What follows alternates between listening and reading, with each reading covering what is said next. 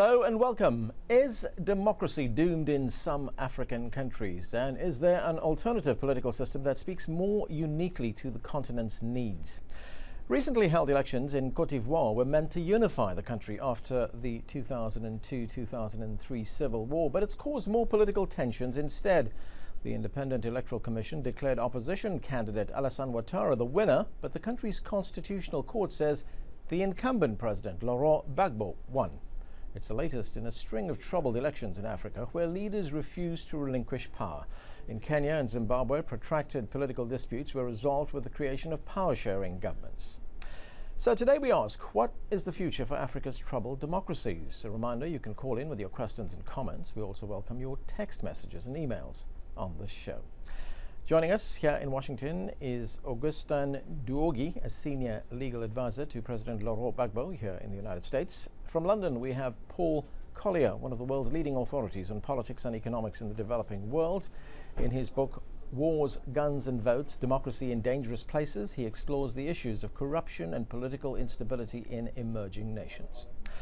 But first, let's get the latest from Yvonne Ndege, our correspondent, who's been following the developments in Abidjan, the capital of Cote d'Ivoire.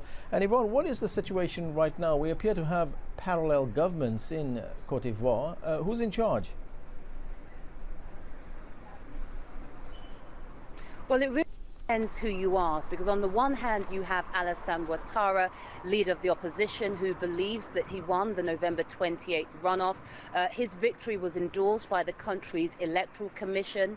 He's formed his own government, he's named ministers, he's received the backing of the international community, but his HQ, his headquarters, is a local hotel from which he's operating. It's guarded and protected by United Nations peacekeepers, and his new ministers are basically forming government and doing government business from there. Then on the other hand, you have Laurent Gbagbo, the incumbent, who'd already been president for 10 years, 5 of those years with no legal mandate, who was sworn in by the country's constitutional court. We know that he's also formed a government, he's named ministers, and he's operating from the presidential palace. But crucially, Laurent Gbagbo, unlike Alassane Ouattara, is chief. He controls the army. He has the power to decree when and where, whether the airport is open, whether it's closed, whether the country's borders are opened, or whether the country's borders are closed. And in this part of the world, power really lies with the person that controls the military and the media, who've played a crucial part in this.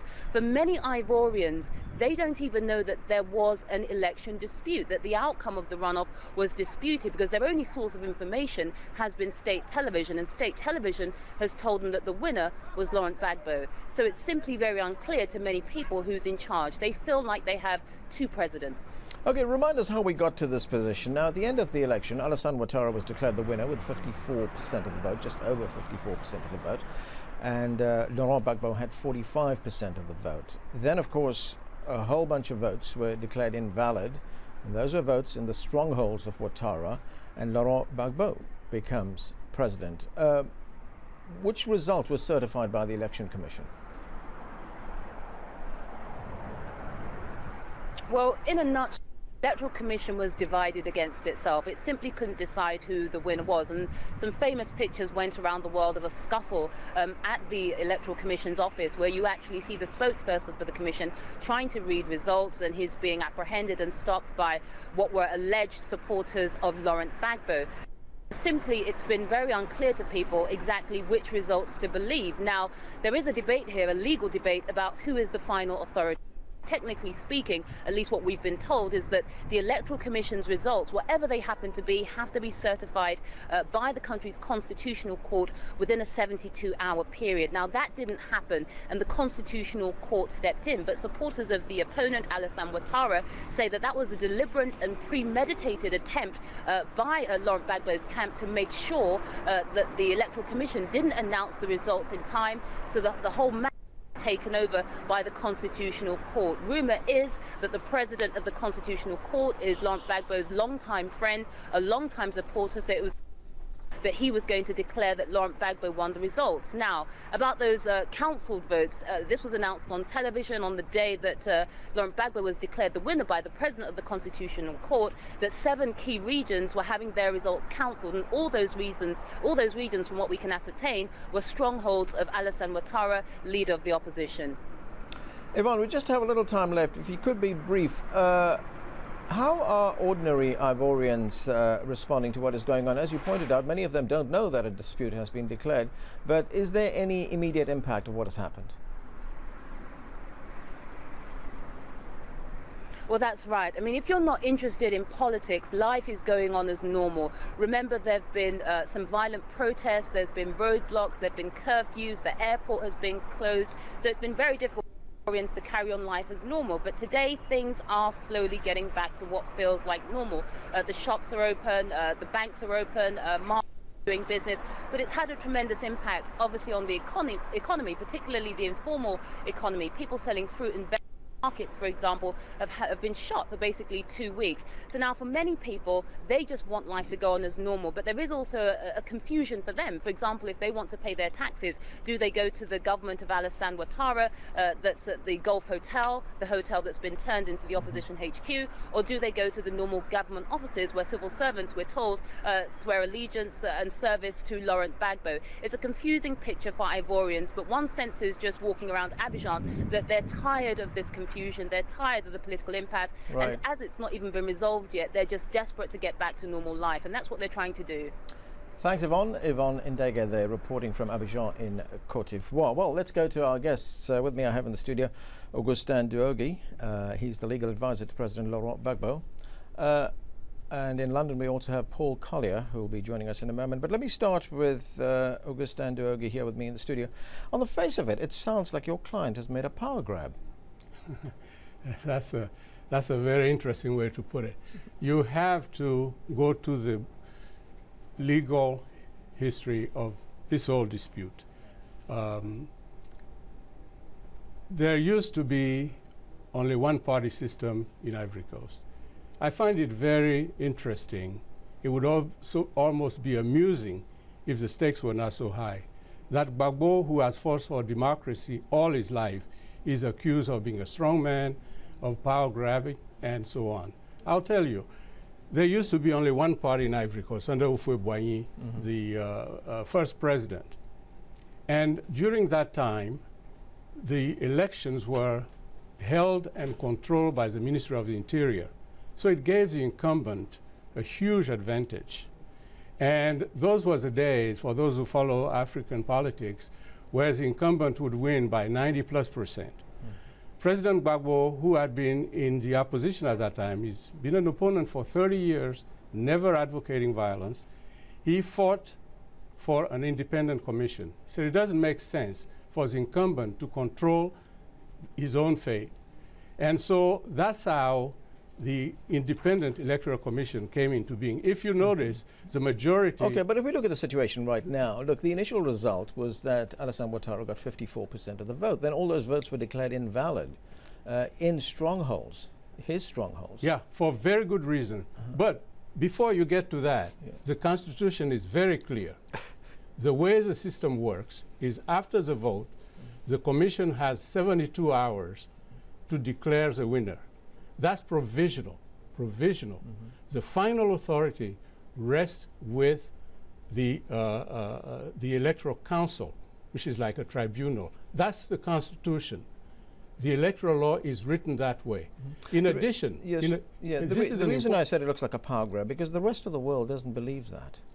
You see, if you take the African Union, ECOWAS, the United Nations, the United States, France, they've all said Ouattara won this election. This is the interesting thing about what's going on. You remember the Rwandan genocide. The UN and France were complicit in that. They kept presenting one side, they protected one group, and when the thing blew up, they stepped back, and that horrible thing happened. If we don't take care, if we keep obscuring the truth about the Ivorian crisis, you are going to have another Rwanda in Ivory Coast. The source of this problem is France's inability to let go of its former colonies. Legally, President Gbagbo is on solid ground. Okay, but you know, as I've also pointed out, the African Union, other African countries, as well as the regional grouping ECOWAS, have also said that Alassane Ouattara won this election. I want to go to Paul. Well, let me go to Paul Collier in London. Paul Collier, it seems here we have another breakdown of the democratic process in developing countries. What is your take on what is happening in Cote d'Ivoire right now? Well, I mean, listening to this, it'd be comic if it wasn't tragic, right? There's only one message a legal advisor to Gbagbo should be telling him, and that is, you're not president. Right? The president is Ouattara. He won the election. He won the election despite the great power of incumbency that Gbagbo had. And what we're seeing is a coup d'etat, the use of the military for the incumbent to cling on to power. Gbagbo has a very impressive record of appetite for power. It's the only thing that's actually been impressive about him. He's never had much legitimacy.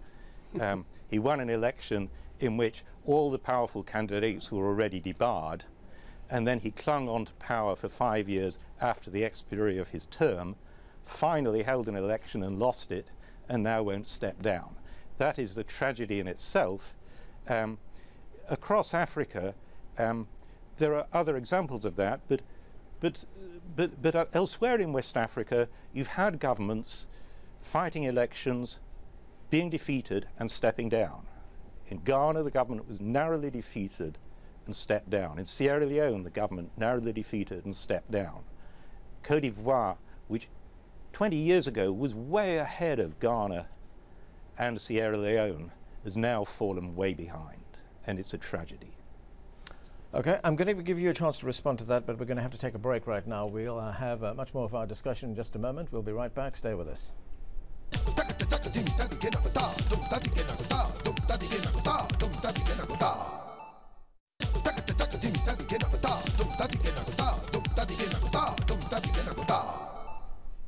Welcome back. Today we're talking about the troubled road to democracy in some African countries. With me are attorney Augustin Duogi, a senior legal advisor to the incumbent president Laurent Gbagbo, that's in Cote d'Ivoire. He's based here in the United States, and Paul Collier, one of the world's leading authorities on the challenges faced by democracies in developing countries. Let's get back to the discussion, and Augustin Duogi, I'm going to give you a chance now to respond to what Paul Collier was saying. Well, we have little time, so I will not waste my time engaging as he did in ad hominem attacks. I may be called President Gbagbo's advisor, but my role basically is to do commercial transactions here as a lawyer for the embassy and the mission, which is what I do. The source of this problem, and Europeans are so quick to put down Africans, the source of this problem is France's inability to let go of its former colonies. How did this begin? Gbagbo is an outstanding Democrat. No, I challenge anybody to attack the institution that he followed in this election. He fought to have the Electoral Commission be independent. The majority are from the opposition. And the Constitutional Council is the last word, has the last word in these matters. Nobody has ever challenged that. I dare him to challenge that. The source of the problem, we all know in Ivory Coast, is the French. When President Gbagbo became president, he said, listen, it is pitiful for African countries to always go asking for help. We have the resources, natural, human, intellectual. Let us try to develop ourselves first, and when we need help, we can go out and ask for it. What he did was invite his party members, who are for the most part university professors. That eliminated the technical assistance that the French used to dump on Africa. He opened the borders of Cote d'Ivoire to other Chinese, Americans, etc. That was seen by France as a challenge to its monopoly on Ivory Coast. That's where the problem began. All right. That's where we are. All right. Let me get a call in. We have someone on the telephone. This is Ismail calling from Malta. Ismail, go ahead with your question. All right. Sorry. Yeah. Thank you. Good evening, sir. My question is what is going on right now in Africa, especially Cote d'Ivoire, and then what we are trying to say is everybody is trying to move forward, But right now, what we are seeing now in Cote d'Ivoire now is very bad for us, for my ideas. I think we have leaders, African Union, West Africans, ECOWAS, and all those things, plus European Union and the United Nations. Everybody, plus France, everybody has declared a winner. I say, Alassane Ouattara has won the elections. What is your question, Ismail? Okay, my main question is why the Ivorians, the Cote d'Ivoire people has declared the election. Electoral committee has declared the winner to Alassane Ouattara, and then now they change it to the president, the former president. Okay, well, let's go to Paul Collier with that question. Paul, I guess one has to take another look at democracy and the way it's being practiced in the developing world. In your book, you have an interesting term. You refer to the bottom billion, the world's 58 most impoverished countries. Maybe the current system doesn't work. We have to look for another model now. I think the mistake that that was made was an exaggerated belief in elections without institutions that support them, and so in the absence of strong institutions, we get what we've just had in Cote d'Ivoire, essentially a coup d'état. In this case, the Constitutional Court being manipulated by the incumbent, so the Constitutional Court's too weak. There's excessive faith in elections without a realization that all the institutions around need to be in place and supported before those elections are held. Otherwise, either the elections themselves are stolen, which happens all too often, or the results of the elections are not respected, which we've seen in 2 or 3 cases in Africa. Okay, I want to ask you about an email that we received here. We received this from Francois in South Africa, and he writes, South Africa, Namibia and Botswana have been traditionally strong democracies and have been able to develop. So what are they doing right that the rest of Africa is doing wrong? And I guess he's making a good point. If you take a country like South Africa with a very diverse population, with diversity not only among races but within races as well, it's a relatively stable country. It has a very strong national identity. Yeah, I don't think there's anything complicated here. Democracy can work perfectly well in Africa. It works just fine in Botswana. But what we've seen, where we start from, is not national sovereignty, it's presidential sovereignty. It's the power of the incumbent, with all power concentrated in the incumbent. So the incumbent then infects and manipulates the institutions which are supposed to be independent, like in Cote d'Ivoire, the Constitutional Court. And so it's the battle of ordinary citizens against this excessive concentration of power in the presidency. And of course, the language of the presidents and of their sycophants, as we've just heard, is to try and manipulate what should be a confrontation with that excessive presidential power into a defense of national sovereignty, as if the nation is threatened by democracy. It's trying to wrest power away from the presidents and give it to citizens. And presidents are all too reluctant to let that happen. Mr. Dergi, do you want to respond to that? And I also want to ask you how you see events unfolding in the days and weeks ahead. Well, I'll get to that secondly. I think we will never have progress in Africa if we don't address the real issues. Just listen what we are hearing right now. You have an eminent professor of law who is the president of the Constitutional Council, and the only reference to him is a friend of Laurent Gbagbo. On the other hand, you have Ouattara from Burkina Faso, and I know what I'm talking about. He and I came here on the same boat in 1962 in a scholarship program. There were 2 of them from Burkina Faso, 3 people, including me, from there. Nobody mentioned that.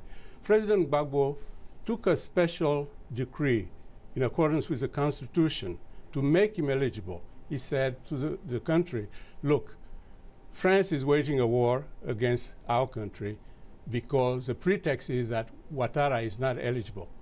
Exceptionally, I will allow those people who signed the Pretoria Accord to be candidates. That included Ouattara, who is from Burkina Faso, and Konan Bedie, my former boss, who was past the age requirement. He allowed that in order to bring peace to the Ivory Coast. So that's all we hear. As for what we will see next, is I am hoping that China and Russia will hold firm and keep the country from going under. Okay, if you could just be brief, tell us, what are you're saying China and Russia will hold firm? Hold firm to what? Well, they've so far resisted, that's what I hear anyway, I was not there, the attempt by the Security Council to pass a resolution against Laurent Gbagbo.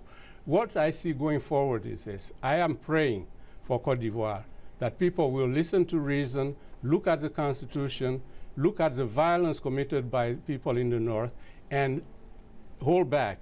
Because if they remove him forcibly, there is no place for Ivory Coast citizens to flee to. We will be looking at another Rwanda. And I really hope that's not the case. People should stop treating Africans as infants. Mr. Gbagbo is an intellectual university professor who fought all his life. Okay, great. I'm going to give the last word to Paul Collier. Paul Collier, is the world treating Ivorians as infants? Absolutely. It's comic, isn't it, that, that the appeal to the defense of democracy in Africa is China and Russia? That kind of sums it up, doesn't it? The defense of democracy in Africa is fundamentally an internal struggle between brave people who are trying to get democracy to work and the people who are clinging on to presidential power. Okay, so that brave struggle, that's what we're seeing playing out now. Okay, we're going to have to leave it there. Thanks for joining us. Augustin Dogi, thank you for joining us here in the studio. And thank you for being with us. Remember, you can follow the show on Facebook and see what we're up to there. You can give us your feedback on the show and post your questions and comments. On the next show, from Copenhagen to Cancun, world leaders make another effort to tackle global warming. But with competing interests at stake, are they fighting a lot more than just climate change? Make sure you join us then.